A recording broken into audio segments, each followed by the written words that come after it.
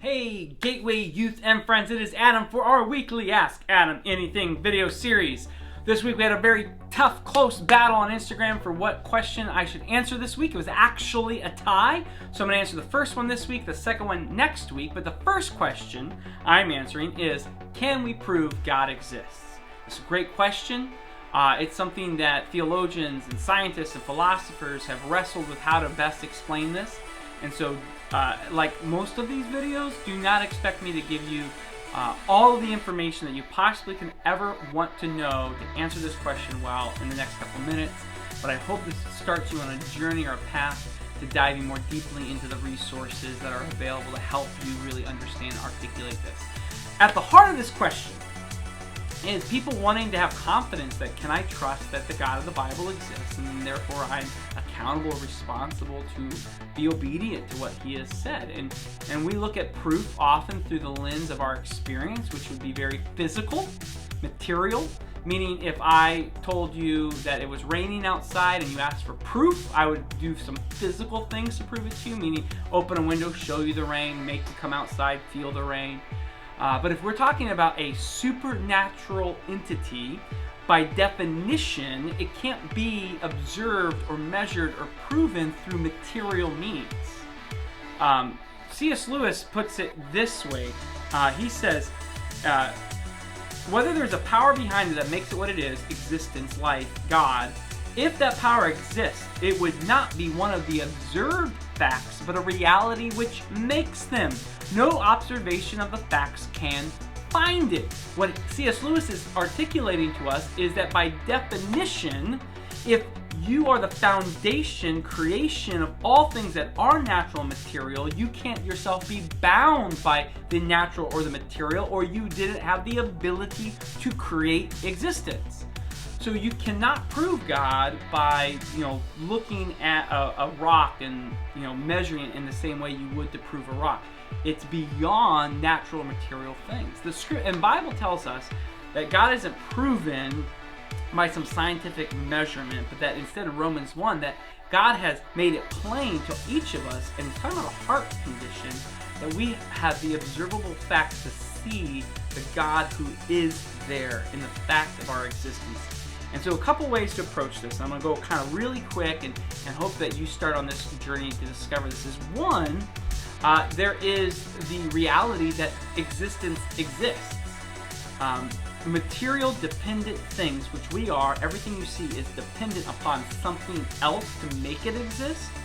You cannot just string dependent existence on top of itself, infinite loop, and create the necessary conditions for existence. Meaning something has to be outside of physical existence to create the process that creates things that create things. So by definition, something has to be outside of material, naturalistic reality for existence. But then why do we have confidence in the God of the Bible being true? Well, there's two ways. One is just kind of raw fact, and the other one is philosophical kind of depth. The raw fact being the claims, life, and testimony of the death and resurrection of Jesus Christ. That is the hinge point of history and existence. If Jesus is who he claims he is, that he died and rose again 3 days later, by definition, he is outside of all things that are natural and normal. And if he testifies to something, his testimony on its existence was going to carry a lot of weight with me, because he did something that is outside of measurable reality, to die and rise again. So one, looking at the historicity of the death and resurrection of Jesus Christ is a point of being able to say, I have confidence in the testimony of Scripture, and if Jesus says it, then the fact that he can rise from the dead, I'm going to start listening to him.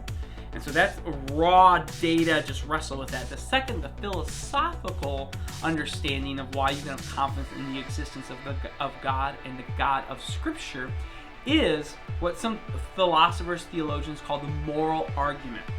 And so if someone says, I don't believe in God, ask them if they believe in right or wrong, and that there are things that are absolutely right and absolutely wrong.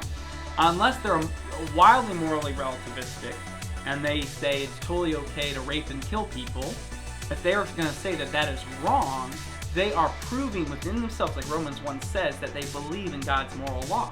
Because the fact that your heart tells you that there are things that are absolutely wrong at all times for all people, all places, means, because that's not a physical thing. Morality isn't some measurable physical material thing.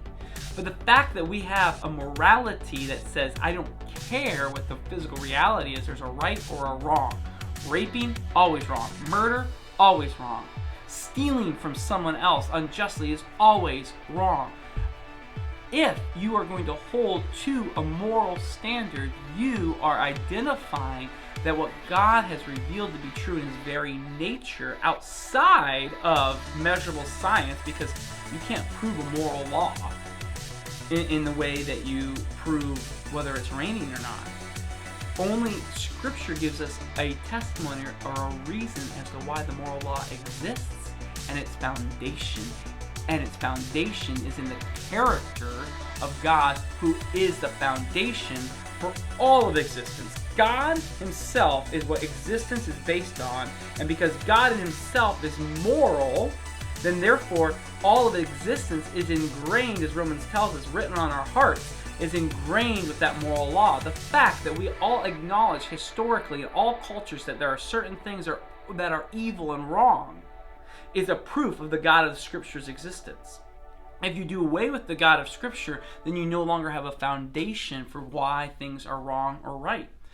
In the what's called the Nuremberg trials of Nazi officers involved in the Holocaust, they argued that they had not broken a moral law because it was the vote of their nation. Their nation had decided to eliminate the Jews, so they could not be punished for war crimes because they did what was right according to their majority. But the argument for the Nuremberg conviction was that there is a higher authority, God's law, that they broke. That they didn't just follow the laws of their country, but they broke God's law and therefore were guilty, and they knew it. If there is no God, there is no moral law that says what the Nazis did was wrong.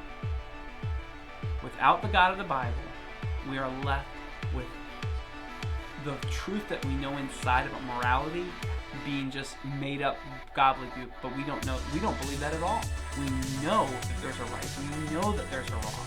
And the death and resurrection of Jesus Christ is the solid foundation which we can look to as a data point in fact as well. Hope this helps. More resources will be in the links. If you have any more questions, let us know. Can't wait to see you this weekend.